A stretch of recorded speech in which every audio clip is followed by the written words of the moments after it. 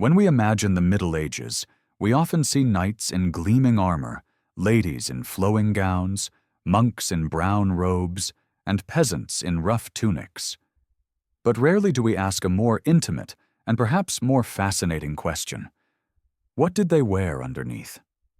Beneath the silks of nobles, beneath the chainmail of warriors, beneath the sweat-stained tunics of peasants, lay a hidden layer of history. The story of medieval underwear. It is a story veiled in secrecy, rarely written down, and for centuries shrouded in silence. Yet it is also a story that reveals much about daily life, morality, and even the desires of a world long gone. The reason why this hidden layer is so mysterious is simple.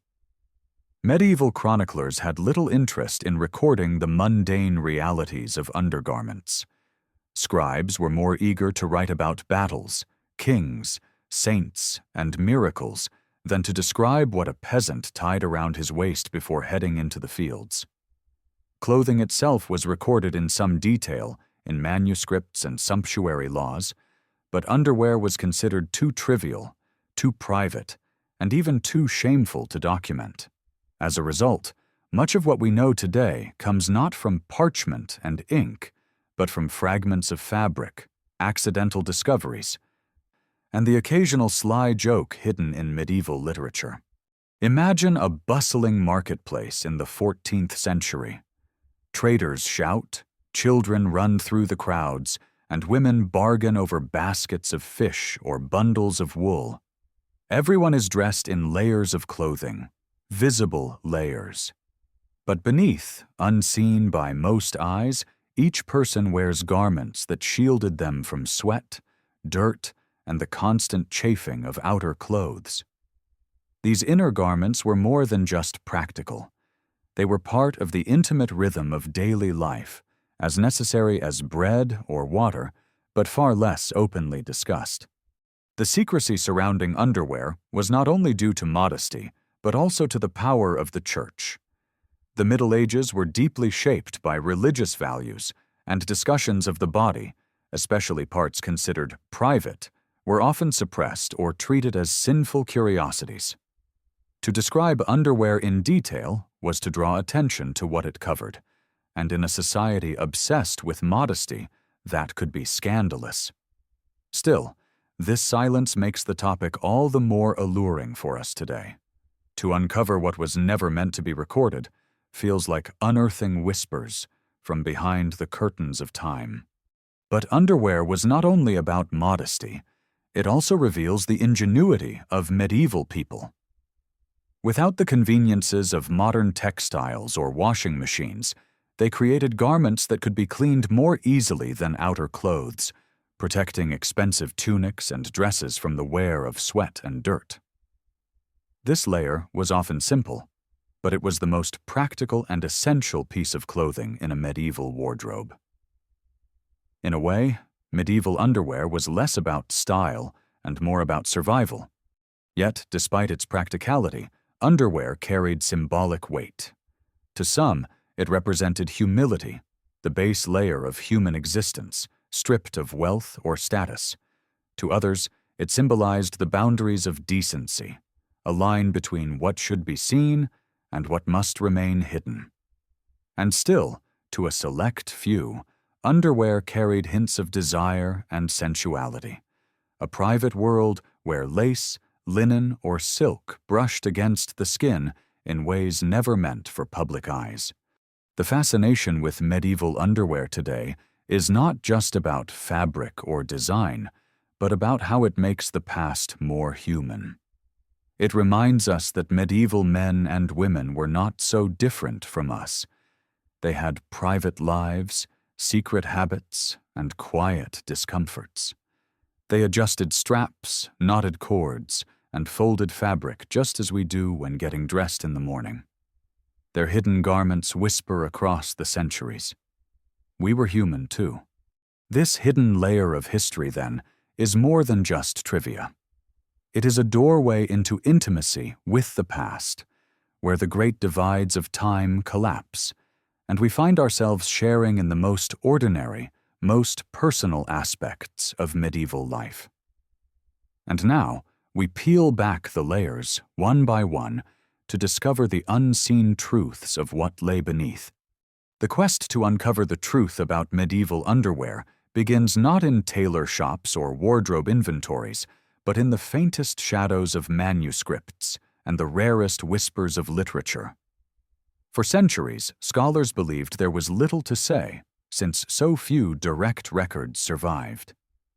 Yet, in the margins of illuminated manuscripts, in the verses of ribald poetry, and in fragments of fabric buried for centuries, we find the earliest clues to the existence of these hidden garments.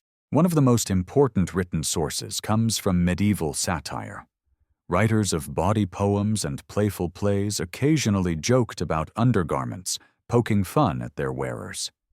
In French fabliaux, short comic tales from the 12th and 13th centuries, peasants and even monks are depicted scrambling out of bed, tugging hastily at their brays, the baggy linen underpants worn by men.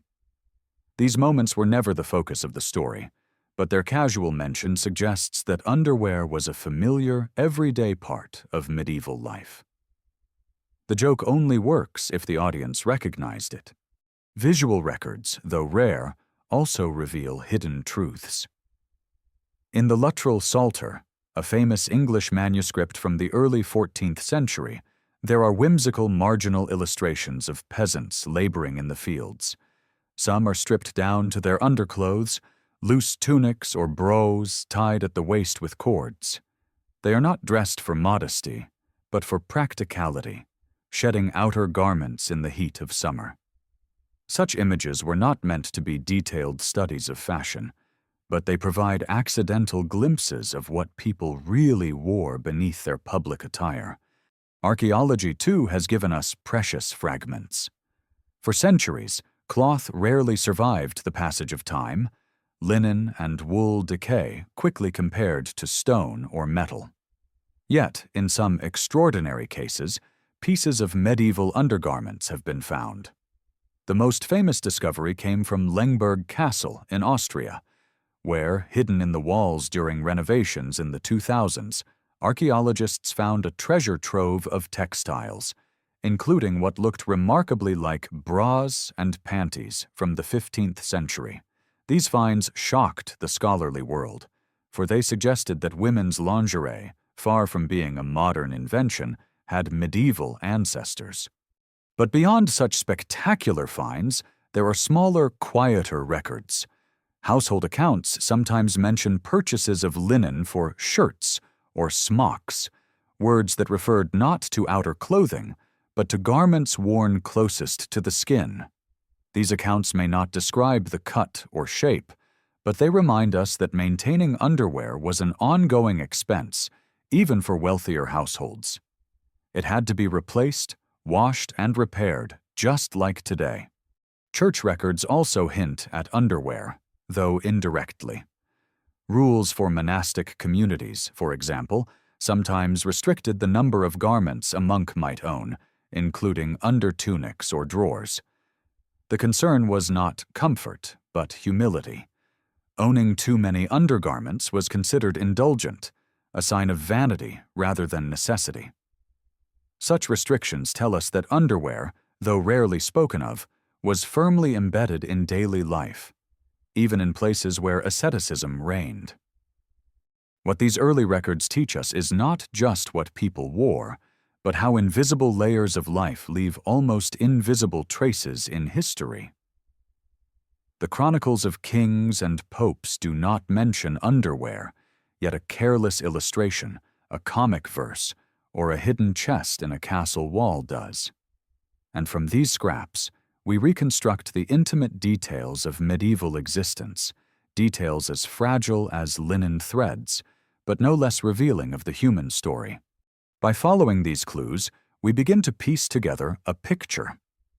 The Middle Ages were not a single monolithic era, and underwear, like all clothing, evolved over time. The early records show us beginnings, hints that under the grandeur of medieval fashion, A simpler, humbler world of fabric pressed against the skin was always present, even if barely noticed by the historians of the day.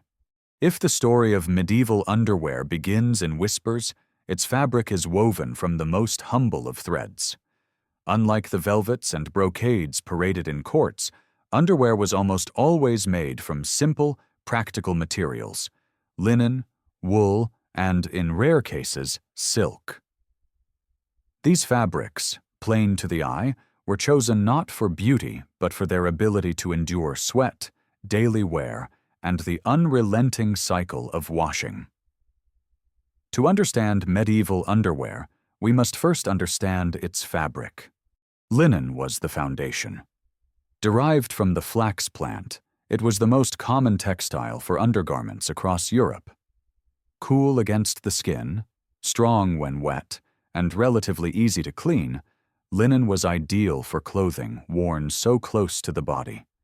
It absorbed sweat, protected expensive outer garments from damage, and, when washed and bleached, became almost luminous in its whiteness.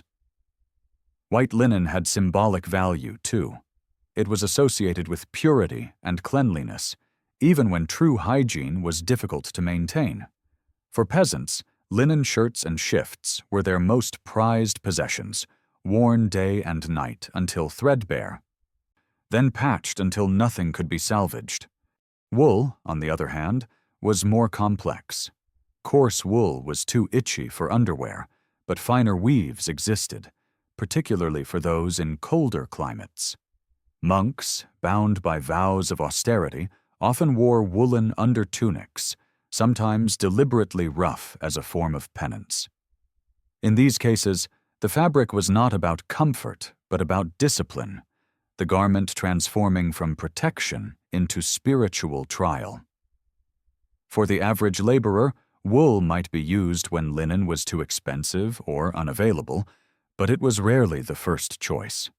Then there was silk, luxurious, shimmering, and far beyond the reach of most.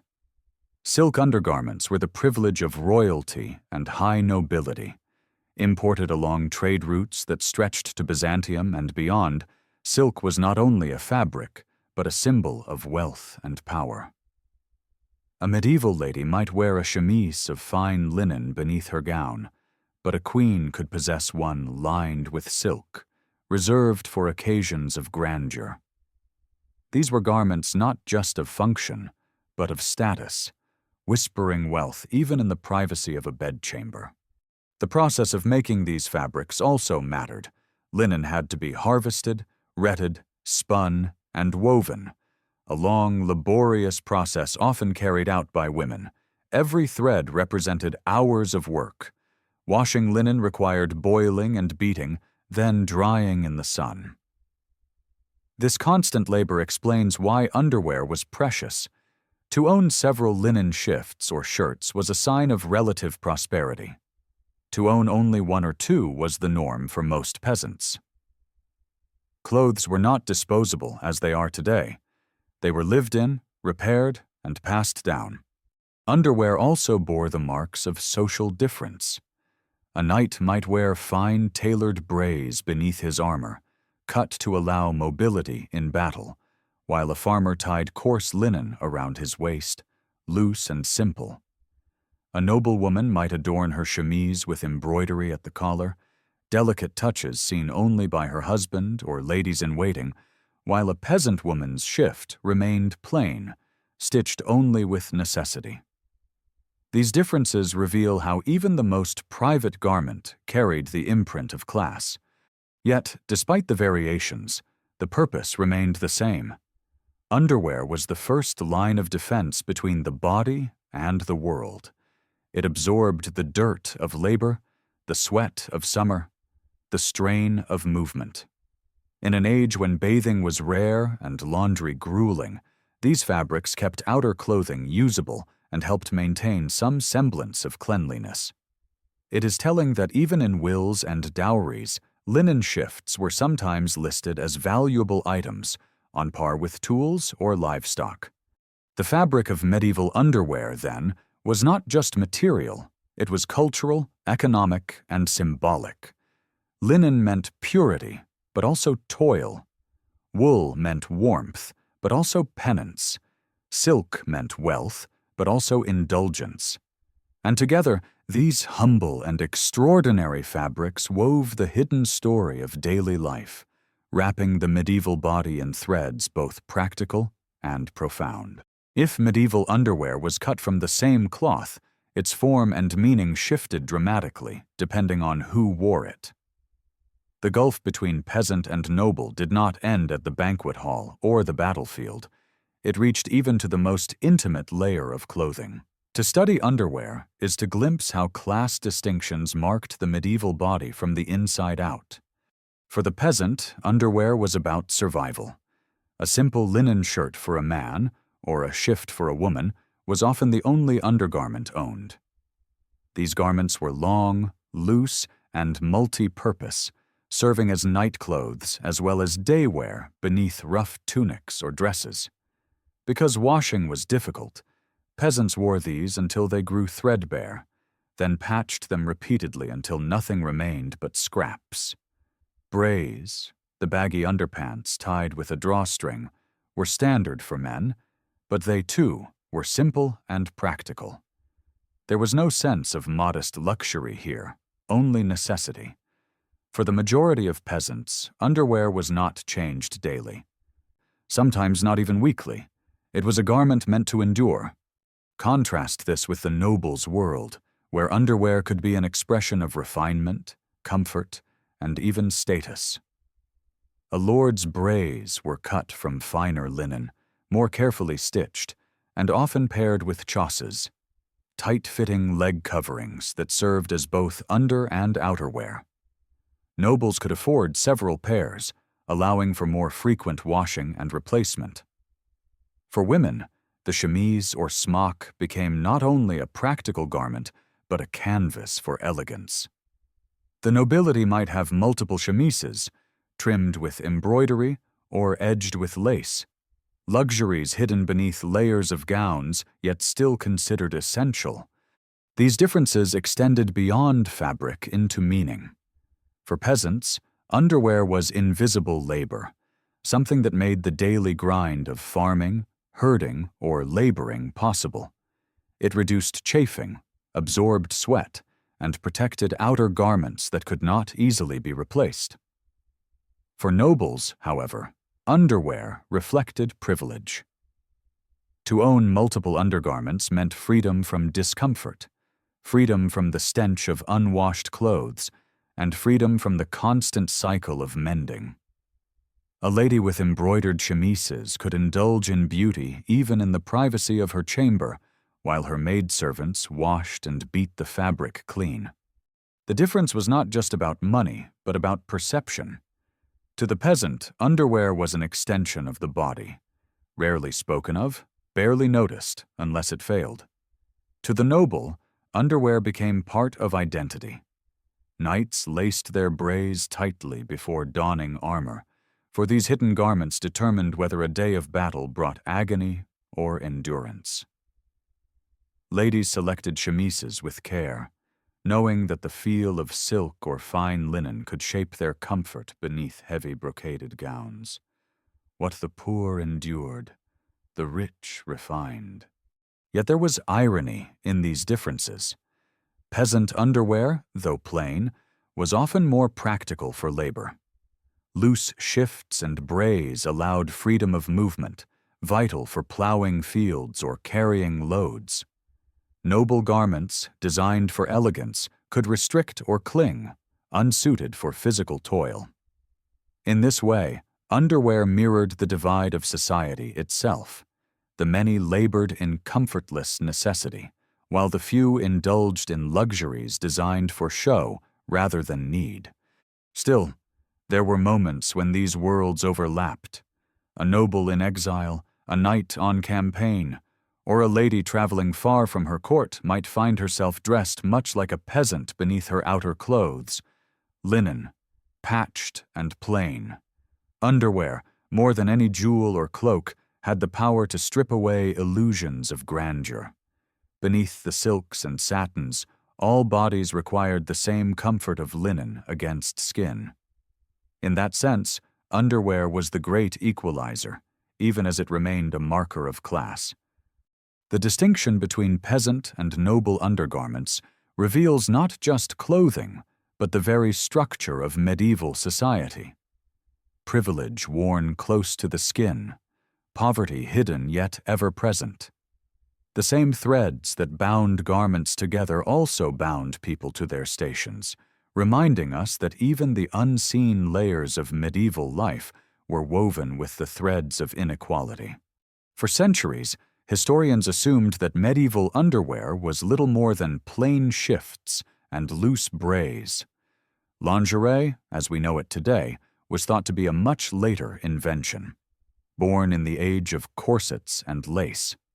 But then came a discovery that shattered expectations and rewrote the story of what people wore beneath their clothes. Hidden within the walls of a crumbling Austrian castle lay a secret that had been concealed for over 500 years. In 2008, during renovations at Lengberg Castle in East Tyrol, workers stumbled upon a sealed chamber. Inside, preserved by dry air and the protection of stone, lay a remarkable collection of medieval textiles. Among them were linen garments that at first appeared ordinary, but upon closer inspection, astonished archaeologists. These were not simple shifts or tunics. They looked uncannily like modern bras and panties, complete with stitched cups, decorative lace, and fitted waistbands. The discovery sparked heated debates among historians. Some argued these garments were rare exceptions, luxuries of wealthy women rather than common practice. Others saw them as evidence of a wider, yet unrecorded tradition of more fitted underwear. After all, fabric decays quickly. The survival of any linen is miraculous. Could it be that countless other medieval bras and underpants once existed, long since turned to dust? The Lengberg garments may not represent every medieval woman, but they undeniably expand the boundaries of what we thought possible. The so-called Lengberg bras came in several forms. Some resembled modern crop tops, with fabric cups sewn to support the bust. Others were more intricate, with cut and gathered fabric that lifted and shaped in ways startlingly familiar to us today. There were even linen underpants, once assumed to be absent from women's wardrobes until much later. These garments suggested that the women of medieval Europe were not strangers to the idea of tailored underwear. They valued comfort, practicality, and yes, even beauty, in the most private of garments. What makes the Lengberg find even more fascinating is its decorative detail. One of the bras had lace adornment, visible only to the wearer or an intimate partner. This suggests that medieval underwear was not purely utilitarian. Just as outer garments displayed wealth and status, inner garments could hold hidden expressions of identity, sensuality, or pride. The lace whispered a truth rarely acknowledged in history books. Medieval women cared about what they wore underneath, even if the world never saw it. The discovery was groundbreaking. Until that moment, the prevailing belief was that medieval women wore nothing more structured than a chemise beneath their gowns. The idea of a medieval bra seemed absurd, an anachronism. Yet here was evidence stitched by the hands of 15th-century women, revealing that concepts of support and even style had existed long before the Renaissance or Victorian eras. For the public, the find was electrifying. Headlines proclaimed "Medieval bras discovered," and museums clamored to display the artifacts. The idea that lingerie stretched back to the 15th century captured imaginations, challenging the stereotype of the Middle Ages as crude and unsophisticated. Here was proof of creativity, craftsmanship, and an intimate sophistication that defied the clichés of mud and misery. The Lengberg bras remind us of a vital truth. History is full of silences. What survives is only a fragment, a whisper of the whole story. For every garment sealed in a castle wall, Thousands more vanished into the soil, lost to time. But even one discovery can shift our understanding of an entire era. Beneath the gowns and tunics of medieval Europe, there may have been more variety, more comfort, and more beauty than we ever imagined. When we peel back the layers of medieval men's clothing, we find a surprisingly practical and sometimes inventive approach to what lay beneath. The most recognizable garment was the braise, loose-fitting underpants made of linen, tied at the waist with a drawstring or belt. They were the foundation of a man's wardrobe, worn by peasants and nobles alike, though the fabric's quality and cut varied dramatically with class. Braise were not merely underwear in the modern sense. For many men, especially peasants, they doubled as work clothes. Picture a farmer laboring in the fields under the summer sun. Outer tunic cast aside, he worked in his braise and shirt, garments that allowed freedom of movement and relief from the heat. These braise were often knee-length or longer, sometimes reaching mid-calf, resembling baggy shorts more than briefs. Their looseness was no accident. It made them versatile, comfortable, and easy to adjust with simple cords.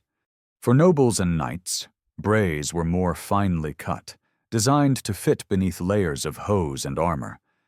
A knight's braise had to serve multiple functions. They absorbed sweat during long campaigns, protected the skin from the chafing of chainmail, and provided a base for attaching chausses, tight-fitting leg coverings that would later evolve into early forms of trousers. In this way, underwear became a key component of military dress. Without it, the metal of armor or the roughness of wool could become unbearable. Men's shirts, or tunics made of linen, also acted as undergarments. These long, simple garments, reaching to the thighs or knees, were worn directly against the skin. They protected outer clothing from dirt and absorbed oils and sweat. For many peasants, this shirt was worn day and night, serving as both underwear and sleepwear. For nobles, multiple linen shirts meant a rotation of freshness, a luxury the working classes could rarely afford. Archaeological evidence shows that men sometimes used practical adaptations.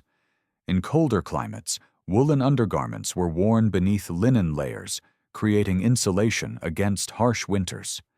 In warmer climates, lighter linen braise provided relief from heat. Even among men, underwear adapted to geography, climate, and occupation. A fisherman's undergarments in coastal France were not identical to a knight's in Germany or a merchant's in Italy.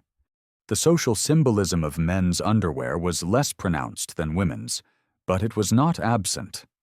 Literary sources occasionally mocked ill-fitting or ragged braise, using them as a shorthand for poverty or clumsiness. A man caught with torn or dirty underwear could be the butt of a joke, his hidden weakness suddenly exposed. Conversely, fine linen braise spoke of wealth and care, even if only a wife or servant ever saw them. The unseen garments became subtle reflections of status. Religious and moral discourse sometimes touched on men's underwear, too. Monks were often restricted to simple, rough undergarments, emphasizing humility and self-denial. For soldiers of faith, such as crusaders, underwear was both necessity and vulnerability. Chronicles occasionally mention knights stripped of their armor in battle, left in little more than their braise, a moment of humiliation that exposed both body and dignity. In these glimpses, underwear became more than clothing.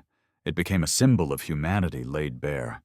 What strikes us most about men's underwear is its continuity. Unlike the dramatic shifts in women's garments, men's undergarments remained relatively consistent across centuries. Braise, shirts, and hose adapted in detail but not in essence. It was the uniform of the male body, serving farmer, monk, and knight alike, invisible yet indispensable. In the end, men's underwear tells us not of fashion revolutions, but of steady practicality. It was about movement, labor, and survival, the quiet foundation upon which the grand dramas of medieval life unfolded. The knight in shining armor, the farmer in the fields, the monk in his cell, all were bound by the same simple truth. Beneath every robe, every tunic, every suit of mail, there was always linen against the skin. If medieval men's underwear was about practicality, women's undergarments carried layers of complexity, woven from necessity, modesty, and, at times, surprising elegance. The most universal garment was the chemise, also called a shift or smock, a simple, loose-fitting dress of linen worn directly against the skin. It was the foundation of every woman's wardrobe, from peasant cottages to royal courts. Though plain in design, it played a crucial role, absorbing sweat and oils, protecting costly gowns, and serving as nightwear. For the peasant woman, the chemise was often her only undergarment. Made of coarse linen, it might reach to the ankles or calves, depending on available fabric. These garments were worn constantly, under a work dress by day, as a nightgown by night. They were washed, patched, and reworn until reduced to rags. For most, owning even two chemises was a mark of relative comfort. Their simplicity spoke to the harsh economy of survival. Nothing was wasted, nothing was made for show. In noble households, however, the chemise became something more refined. Wealthy women owned multiple smocks, often of fine, soft linen, bleached to brilliance. Some were embroidered at the neckline or hem, hidden beauty visible only to the wearer and perhaps her husband. Others had delicate gathers or pleats, signs of careful tailoring. These garments, though unseen in public, carried the quiet prestige of luxury. Even beneath heavy brocaded gowns, a noble woman could feel the difference between coarse and fine linen, between necessity and indulgence. The surprising discoveries at Lengberg Castle revealed that medieval women may have worn more specialized undergarments than once believed. The linen bras found there, with stitched cups and decorative lace, suggest that some women sought not just coverage, but support and shape. Until that discovery, historians thought such garments belonged only to later centuries. Instead, they hint at a forgotten sophistication. Medieval women understood comfort and perhaps even sensuality in their hidden clothing. But not all women's undergarments were for comfort. In religious life, for example, simplicity and austerity defined underwear. Nuns wore plain chemises, sometimes deliberately coarse, as part of their vows of humility. For them, undergarments were not about elegance, but about discipline. They represented a renunciation of vanity, a garment chosen not for the body's ease, but for the soul's devotion. Women's underwear was also tied to work. In fields or kitchens, sleeves could be rolled up, hems hitched, revealing glimpses of the chemise beneath. In labor, these undergarments became visible, not as fashion, but as necessity. They blurred the line between private and public, reminding us that underwear was not always hidden in practice, even if it was in principle. Yet, like men's garments, women's underwear could also betray class and circumstance. A torn, stained, or ill-fitting chemise might mark poverty or neglect. A noblewoman's embroidered smock whispered refinement even in private. For brides, new chemises often formed part of their dowry, symbolizing purity and the beginning of a new household. These hidden garments carried meaning far beyond their simple appearance. Women's undergarments also intersected with the expectations of modesty. Chemises were often long-sleeved, covering arms and chest, ensuring that the body was concealed even beneath other garments. A chemise might be glimpsed at the neckline or wrist of a gown, a subtle flash of white linen that symbolized both cleanliness and virtue. In this way, underwear, though hidden, reinforced the medieval ideals of chastity and propriety. Ultimately, women's undergarments reveal a paradox. They were the most private of clothes, yet they shaped how women lived, moved, and were perceived. They tell us that medieval women, like men, sought comfort and function, but also that they found ways, even in hidden fabrics, to express identity, status, and, perhaps, a quiet kind of beauty known only to themselves. To speak of underwear in the Middle Ages is to also speak of cleanliness, or the lack of it. In a world without running water, without soap as we know it, and without the conveniences of modern laundry, undergarments bore the burden of hygiene. They absorbed sweat and dirt, sparing outer garments from ruin. Yet, at the same time, they carried with them deep taboos, shaped by religion, morality, and cultural silence. Linen, the fabric of choice for most underwear, was prized because it could be boiled and beaten during washing. This made it more durable against stains and odors than wool or silk. Still, laundering was a laborious task. Clothes were scrubbed in rivers or beaten with paddles, then laid out to bleach in the sun. For peasants, laundry might be done only a few times a year in great communal washings. For nobles, servants performed the exhausting work, ensuring that fresh linen shifts and brays were always ready. But whether rich or poor, underwear was the garment most often washed, precisely because it was closest to the skin. Yet washing did not mean frequent changing. Many peasants wore the same shift or shirt for days, even weeks. Outer clothing might go months without a wash, but underwear was at least occasionally rotated. A noble might wear a clean chemise daily, while a farmer might make do with one or two worn threadbare. Hygiene was relative, and underwear played a vital role in whatever standard a person could afford.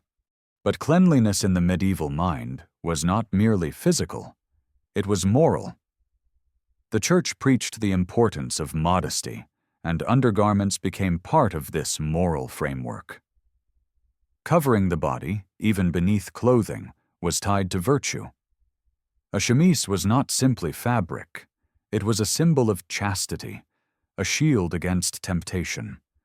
To appear without one could be seen as indecent, even sinful. In this way, underwear was both protection for garments and protection for the soul. At the same time, there were taboos. To speak openly of underwear was considered improper. Chronicles ignored it, and polite company avoided the subject. This silence reinforced the notion that undergarments belonged to the realm of secrecy, of things too intimate for public discussion. They were, quite literally, the hidden layer of medieval life, acknowledged only when humor or scandal forced them into the open. For women, especially, underwear was tied to expectations of purity. A white chemise symbolized cleanliness of body and soul. A stained or neglected garment could reflect poorly on a woman's household, hinting at disorder or neglect.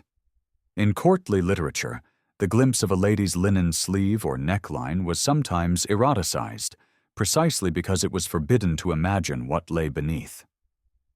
Modesty and allure intertwined, making underwear both a shield and a secret weapon.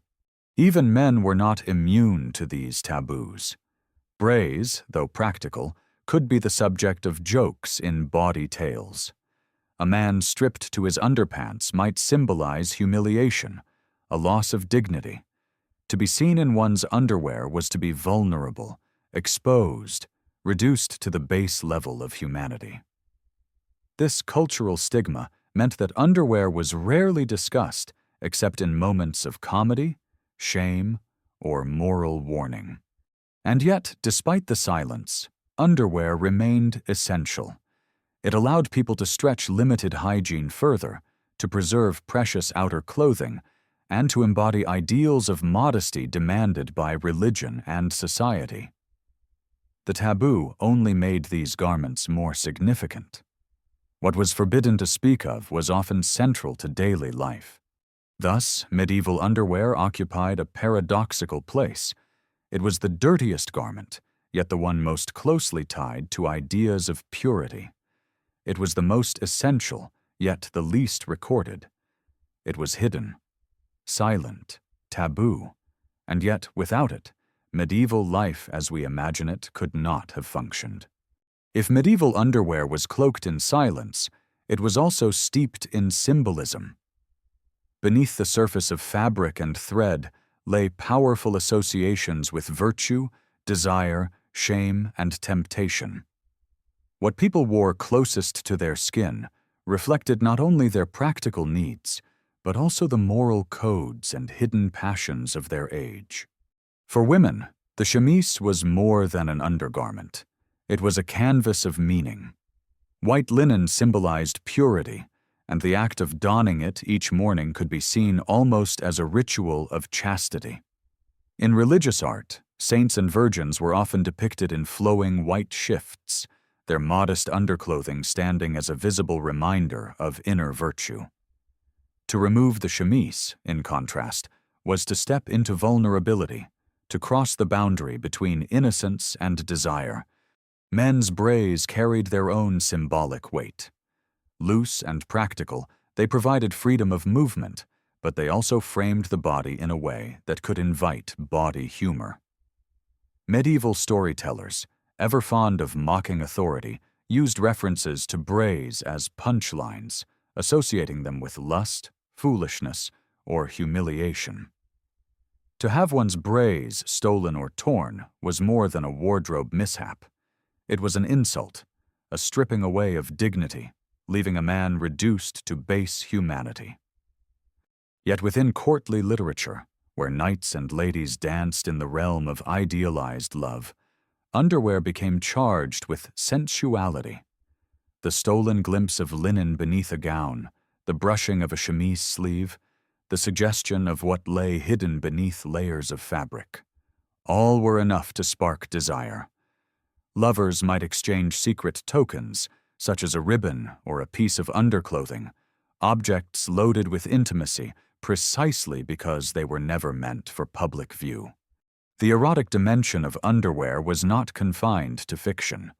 In real life, certain garments could serve as tools of seduction. Soft silks worn close to the skin, though rare and costly, were prized for the way they caressed the body. A noblewoman might choose a shift edged with delicate embroidery, knowing that only her lover, or perhaps only her imagination, would ever see it. Such hidden beauty carried a power that public garments could never match. Religion, however, stood in constant tension with these sensual associations. The Church warned against indulgence, condemning luxuries in undergarments as signs of vanity and sin. A woman who decorated her chemise too lavishly risked whispers of immorality, while a man who sought comfort in silken brays might be accused of softness or decadence. Underwear thus became a battlefield between earthly pleasure and spiritual restraint, its meaning oscillating between sin and sanctity. Even chastity devices, whether real or exaggerated by later myths, played into this duality. The infamous chastity belt, often romanticized in legend, symbolized control over sexuality, though historians debate its actual use. Still, the very idea of locking away what lay beneath the chemise reveals how underclothing was linked to questions of power, purity, and possession. In everyday life, sexuality expressed through underwear was often subtle, hidden beneath layers of fabric. Yet this secrecy only heightened its allure. What was concealed became more powerful than what was revealed. To medieval minds, underwear was not just clothing. It was a boundary, a veil between the public self and the private body, between virtue and desire, between order and chaos. Thus, the humble chemise and the plain brays carried meanings far beyond their stitches. They embodied both the sacred and the profane, reflecting the eternal medieval struggle between flesh and spirit. They were not merely fabric, they were symbols of purity, of temptation, of what could be seen, and of what must remain hidden. The medieval world has long since vanished, yet its whispers still cling to us, stitched into the fabric of our imaginations. Of all the garments that draped the past, perhaps none has left such a curious legacy as underwear. For centuries it remained hidden, ignored or dismissed, but today it stands at the intersection of scholarship, fashion, and fascination, offering us a glimpse into the most intimate corners of medieval life. Archaeologists, digging through the soil of forgotten castles and rural cottages, have uncovered fragments of linen shifts, scraps of woolen brays, and even entire garments preserved by chance in dry vaults or waterlogged earth. These fragile remains reveal details invisible in texts: the weave of cloth, the traces of sweat, the mended seams where hands worked to prolong the life of a garment. Each discovery breathes humanity into history, reminding us that behind the armor of knights and the gowns of ladies beat hearts, sweated bodies, and secret vulnerabilities. Historians, too, have re-examined records once thought mundane: laundry lists, household inventories, medical treatises, to reconstruct the hidden life of underwear. What emerges is a story not only of clothing, but of culture: the rhythms of washing and wearing, the anxieties about modesty, the moral debates about luxury and sin. In this way, underwear becomes a mirror of medieval society, reflecting its contradictions between faith and desire, poverty and privilege, concealment and exposure. Modern fashion designers have not been immune to this allure. Collections inspired by medieval undergarments, whether the flowing chemise or the laced-up corset-like bodices that evolved later, continue to strut down runways. They evoke a romanticized past where mystery and modesty intertwined with sensuality. To wear such garments today is to channel an echo of medieval intimacy, whether as costume, statement, or secret indulgence. Yet fascination also carries myth. The chastity belt, for instance, still grips popular imagination despite scant historical evidence. Reenactors, novelists, and filmmakers delight in portraying it as a cruel symbol of control, forgetting that most likely it was a later invention or a misunderstood curiosity. The myth persists because it speaks to timeless themes: love, possession, jealousy, and the attempt to regulate desire. The legend of medieval underwear has thus grown as important as the reality, showing how the past is as much a story we tell as it is a record we unearth. Museums and exhibitions now proudly display undergarments once deemed too private for public view.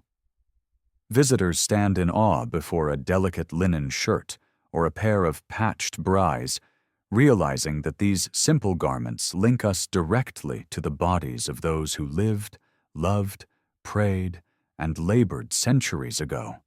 The intimacy is startling, for in these objects we glimpse not kings or saints, but ordinary humanity, achingly familiar across the gulf of time. In literature, film, and media, medieval underwear continues to capture imaginations precisely because it is paradoxical, both hidden and exposed, both ordinary and symbolic. It allows us to peer behind the curtain of history, to move beyond the pomp of crowns and the clang of swords, and to find the vulnerable human beneath. Perhaps that is why it fascinates us still, because it is at once so private and so universal. In the end, the story of medieval underwear is not merely about fabric or fashion. It is about humanity itself, about how people lived in their bodies, how they sought comfort and modesty, how they struggled between virtue and temptation, and how they wove meaning into even the simplest cloth. The chemise and the brays may have been humble, but their legacy endures. They remind us that history is not just written in chronicles or carved in stone, but also stitched in seams, washed in rivers, and worn against the skin. And so, when we imagine the Middle Ages, let us remember not only the castles and cathedrals, but also the secret linen, the hidden wool, the intimate garments that touched the skin of the past.